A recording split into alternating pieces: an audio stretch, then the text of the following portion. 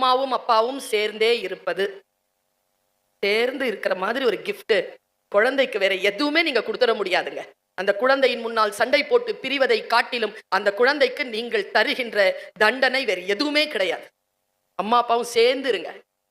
இன்னொன்னு சொல்லட்டுமா? Second gift, உங்களை பாதுகாப்பாக வைத்திருந்து உயிரோடு வைத்திருங்கள். உங்கள் குழந்தைக்கு நீங்கள் இருவரும் உயிரோடு இருப்பதை விட வேற அற்புதமான gift வேற கிடையாது. எனக்கு அப்பா இல்ல, எனக்கு தெரியும் அப்பானா என்ன. நிறைய பேருக்கு அம்மா இருக்காது, நிறைய பேருக்கு அப்பா இருக்காது.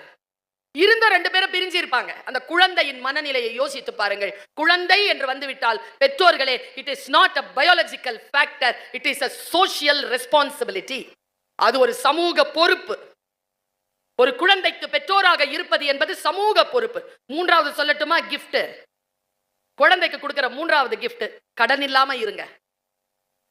கடன் இல்லாம இருங்க. அது